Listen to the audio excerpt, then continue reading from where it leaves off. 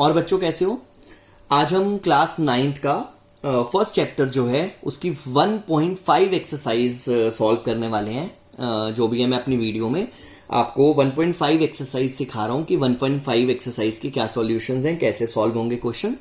तो सबसे पहला क्वेश्चन जो हमें दिया हुआ है, this is classify the following numbers as rational और इररैशनल। तो ये एक एग्जाम्पल भी हमने किया था। तो इसका सबसे पहला पार्ट है 2 माइनस अंडर रूट 5। चेक करते हैं कि ये रैशनल है या इररैशनल। ऑब्वियसली बात है, मैंने आपको पहले भी बताया था कि रैशनल नंबर में अगर हम रैशनल नंबर में रैशनल नंबर में से हम इररैशनल नंबर को सब्ट्रैक्ट कर रहे हैं तो वो इररैशनल ही आएगा। ये मैंने आपको पहले भी बताया था। अगर आप चाहो तो चेक कर सकते हो कि दिस इज 2 माइनस 2.234 और ये इस तरह से चलता रहेगा। Non terminating non recurring decimal expansion है ये। तो जब हम इसको सब्ट्रैक्ट करेंगे 2 में से ये, तो ऑब्वियसली बात है हमारे पास non terminating, this will give non terminating non recurring decimal expansion. तो इसी वजह से ये जो है हमारे सामने एक इररैशनल नंबर आएगा जब हम 2 में से अंडर रूट 5 को सब्ट्रैक्ट करेंगे। अब हम सेकंड पार्ट पर आते हैं। This is 3 plus under root 23 minus under root 23। ध्यान से देखना, this is 3 plus under root 23 minus under root 23। तो जो इररैशनल वाला पार्ट है वो तो कट गया, तो हमारे पास क्या बचा 3 विच इज रैशनल। तो ये हमारा जो सेकंड पार्ट है दिस इज रैशनल। अगर हम थर्ड पार्ट की तरफ बढ़े, this is 2 under root 7 by 7 under root 7। Again अगर आप ध्यान से देखो तो इररैशनल वाला पार्ट कट जाएगा और हमारे पास सिर्फ 2/7 बचेगा which is purely rational number. Next number पर आते हैं, फोर्थ पार्ट पर। This is 1 by under root 2। अब मैंने आपको लास्ट क्लास में रैशनलाइजेशन भी कराई थी। अगर आपको थोड़ी सी भी कंफ्यूजन हो तो आप इसको रैशनलाइज करके भी देख सकते हो। This is under root 2 divided by 2। तो अगर आप इररैशनल नंबर को रैशनल नंबर से डिवाइड करोगे, ऑब्वियसली वो non terminating non recurring decimal expansion ही बनेगा, जिसकी वजह से ये इररैशनल नंबर होगा। तो दिस इज पार्ट नंबर 4। और अगर हम पार्ट 5th की बात करें तो 5th पार्ट आपको दिया हुआ है pi, and we all know that this is 3.14 और ये चलता रहता है non terminating non recurring again, इसलिए ये भी हमारा इररैशनल डेसिमल एक्सपेंशन होगा। And that's it. ये हमारा क्वेश्चन नंबर 1 था। अब हम चलते हैं क्वेश्चन नंबर 2 की तरफ। क्वेश्चन नंबर 2 में लिखा है simplify each of the following. Each of the following, ये आपको क्वेश्चन दिया हुआ है। Simplify each of the following. देखते हैं first part is 3 plus under root 3 bracket में दिया हुआ है एंड 2 प्लस अंडर रूट 2 दूसरे ब्रैकेट में दिया हुआ है। आपको सिंप्लीफाई करना, और अब याद करो वो एग्जांपल जो मैंने अपनी लास्ट वीडियो में भी बताया हुआ है। आपने नॉर्मल मल्टीप्लिकेशन करनी है, तो मैं यहां पर आपको नॉर्मल मल्टीप्लिकेशन बता रहा हूं। जब आप इसको इससे मल्टीप्लाई करोगे तो ये आएगा आपका 6, दिस इज 6। जब आप इसको इससे मल्टीप्लाई करोगे तो ये आपके सामने आएगा 3 रूट 2, दिस इज 3 रूट 2। जब आप नेक्स्ट टर्म को मल्टीप्लाई करोगे, अंडर रूट 3 को इससे मल्टीप्लाई करोगे तो ये आपके पास आएगा 2 रूट 3। और जब आप लास्ट में अंडर रूट 3 को अंडर रूट 2 से मल्टीप्लाई करोगे, इसको आप इससे मल्टीप्लाई करोगे तो ये आएगा अंडर रूट 6। सिंस ये सारी अलग अलग टर्म्स हैं, इसमें हम कुछ भी एडिशन या सब्ट्रैक्शन जैसा कुछ नहीं कर सकते, तो यही हमारा आंसर होगा। And that's it. Second part की तरफ बढ़ते हैं। सेकेंड पार्ट दिया हुआ है 3 प्लस अंडर रूट 3 और 3 माइनस अंडर रूट 3। अगेन आप लोग याद करो, मैंने आपको लास्ट क्लास में भी बताया था, this is a plus B A minus B identity which is a square minus B square.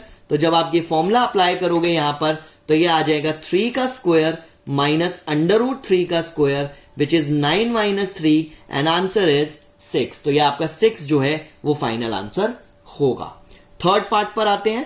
Third part is under root 5 plus under root 2 का होल स्क्वायर।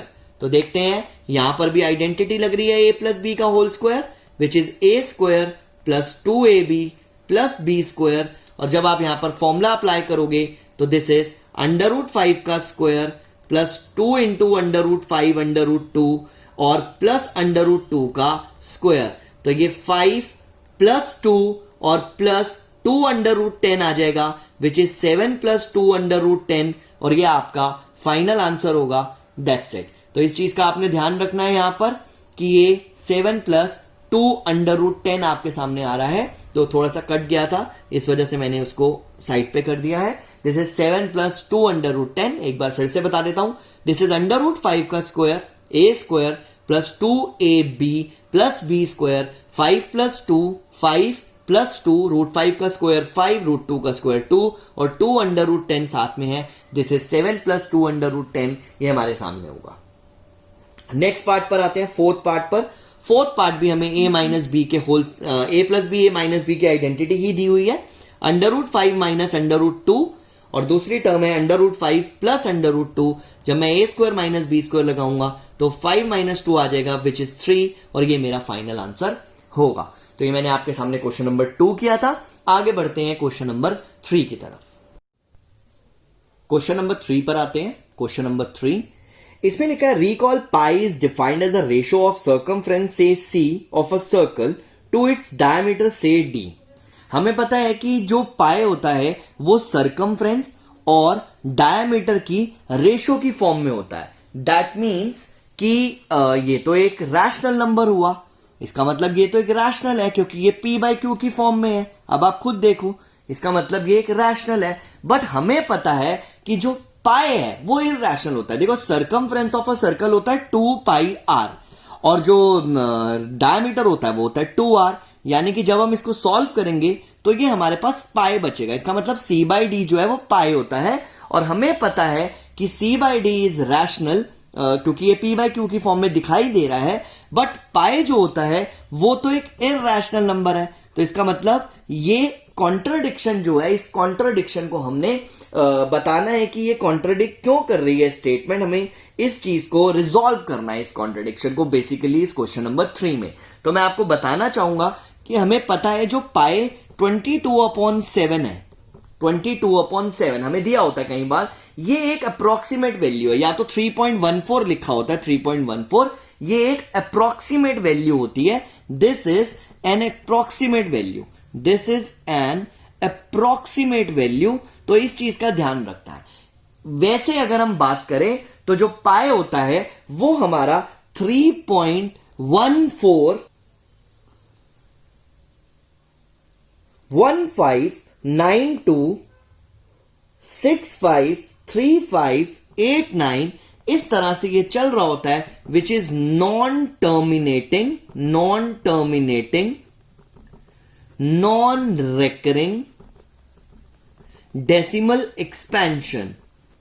तो इस वजह से ये पाई जो है वो एक्चुअली में इरैशनल नंबर होता है, और जो पाई की वैल्यू सर्कमफ्रेंस अपॉन डायमीटर की फॉर्म में दी होती है वो 22/7 या 3.14, वो एक अप्रोक्सीमेट वैल्यू होती है जिसको हम 22/7 लिख सकते हैं, और वो हमें p/q की फॉर्म में दिखाई दे रहा है। तो वो एक अप्रोक्सीमेट वैल्यू होती है, इसलिए वो सिर्फ देखने के लिए रैशनल होती है, बट एक्चुअली में पाई एक इरैशनल नंबर होता है। इस चीज का आप लोगों ने ध्यान रखना है। क्वेश्चन नंबर 4 पर आते हैं। Question number 4 is represent √9.3 on the number line. ये तो बहुत आसान है, हमने लास्ट क्लास में भी इसको बहुत अच्छे से किया था, तो मैं फिर से सारे स्टेप्स आपके सामने करूंगा। अगेन मैं आप लोगों से एक चीज कहूंगा कि कंस्ट्रक्शन का जो पार्ट है उसको आप साथ साथ वीडियो के प्रैक्टिस करोगे तो ज्यादा बेटर रहेगा, आपको बनानी भी आएगी। मैं रेड कलर का पेन यूज करूंगा यहाँ पे कंस्ट्रक्शन वाले पार्ट के लिए, जिससे कि आपको याद रहे कि हमने ये चीजें कंस्ट्रक्शन में करनी है। तो सबसे पहली चीज 9.3 जो हमारे सामने है उतने सेंटीमीटर की हम एक लाइन ड्रॉ करेंगे, 9.3 सेंटीमीटर से। इसको मैं ए बी बोलता हूं। दिस इज लाइन सेगमेंट हमने ड्रॉ करा 9.3 सेंटीमीटर का, ये ए बी मैंने इसको नाम दिया। अब इसके बाद जितना भी पार्ट है वो मैं रेड से करूंगा। हमने यहां से 1 सेंटीमीटर ड्रॉ करना है B C, this is 1 centimetre. उसके बाद हमने ए पर कंपास रख के हाफ से ज्यादा रेडियस लेके इसको बाइसेक्ट करना है। अगर आपको याद हो तो हम इसको बाइसेक्ट करते हुए एक लाइन ड्रॉ कर रहे हैं, ये बाइसेक्ट हो गया। तो ये मिड पॉइंट आ गया जिसको मैंने ओ बोला। अब मैंने ओ पर कंपास रखी और सी रेडियस लेकर एक सेमी सर्कल ड्रॉ किया यहां पर, दिस इज सेमी सर्कल। तो मैंने एक सेमी सर्कल ड्रॉ किया यहां पर।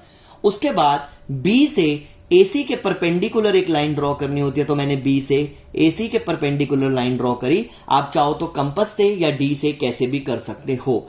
और उसके बाद हमने ये देखना है कि ये जो पार्ट होगा हमारा, ये जो पार्ट है हमारा BD, ये BD हमारा अंडर रूट 9.3 होगा। इसका एक्सप्लेनेशन मैंने आप लोगों को पहले भी दे दिया है, तो आप इस चीज को ध्यान रखोगे कि ये जो BD है दिस इज अंडर रूट 9.3। अब आप इस लाइन को थोड़ा सा इंक्रीज करके यहां पर कंपास रखोगे B पर, D जितना रेडियस लोगे, ये BD रेडियस लेकर एक आर्क लगाओगे, तो जहां पर भी ये इस लाइन के ऊपर मीट कर रही होगी दैट इज 9.3 अंडर रूट, ये आपकी कंस्ट्रक्शन कंप्लीट होती है। क्वेश्चन नंबर 5 पर आते हैं। क्वेश्चन नंबर 5 आफ्टर 4 मैंने आपको बता दिया है, तो 5th क्वेश्चन पर आते हैं। इसमें लिखा है रैशनलाइज द डिनोमिनेटर, मतलब डिनोमिनेटर को रैशनल बनाओ। तो 1/√7 हमारे सामने फर्स्ट पार्ट था, तो हमने √7 से ऊपर नीचे मल्टीप्लाई किया, दिस इज √7 डिवाइडेड बाय 7, तो ये रैशनल बन गया। सेकेंड पार्ट पर आते हैं। दिस इज 1/√7 माइनस √6, रैशनलाइज किया √7 प्लस √6। इसका भी मैंने आपको अपनी लास्ट वीडियो में एक्सप्लेनेशन दिया था कि this is a minus B, अगर हम a प्लस बी से मल्टीप्लाई करते हैं तो a² माइनस b² अपने आप रैशनल हो जाएगा। This is √7 plus √6 divided by 1 आ जाएगा, which is rational denominator. Question number 5 के थर्ड पार्ट पर आते हैं। This is third part, question number 5 के थर्ड पार्ट पर। This is 1/√5 plus √2। अब आपने इसको रैशनलाइज करना है, √5 माइनस √2 डिवाइडेड बाय √5 माइनस √2, तो ये आपका सॉल्व करके √5 माइनस √2 डिवाइडेड बाय 5 माइनस 2 आ जाएगा, which is √5 minus √2 divided bye 3। तो ये आपका फाइनल आंसर होगा। रैशनलाइज किया हमने डिनोमिनेटर को, अगर आप देखोगे डिनोमिनेटर पहले इरैशनल था √5 प्लस √2, और हमने जब उसको √5 माइनस √2 से ऊपर नीचे मल्टीप्लाई डिवाइड किया तो डिनोमिनेटर 3 बन गया, which is a rational number. Fourth part पर आते हैं। Fourth part, this is 1/√7 minus 2। अब आप खुद देख सकते हैं यहां पे this is a rational number, तो हमने फिर से इसको √7 प्लस 2 अपॉन √7 प्लस 2 से ऊपर नीचे मल्टीप्लाई किया, तो √7 प्लस 2 डिवाइडेड बाय 7 माइनस 4, तो √7 प्लस 2 डिवाइडेड बाय 3, तो ये हमारा फाइनल आंसर हो गया। जो डिनोमिनेटर है हमारा वो एक रैशनल नंबर बन गया। पहले इरैशनल था, रैशनलाइज करके हमने उसे रैशनल नंबर बना दिया। तो ये हमारी 5th exercise 1.5 chapter number 1 class 9th number system chapter का नाम है, ये हमारा आज खत्म हो गया है। अब हम अपनी नई वीडियो में, अगली वीडियो में laws of exponents of real numbers आपके सामने लेके आएंगे, और 1.6 एक्सरसाइज और उसके एग्जांपल्स जो हैं वो सॉल्व करेंगे अपनी नेक्स्ट वीडियो में। तो कीप वॉचिंग और कीप लर्निंग।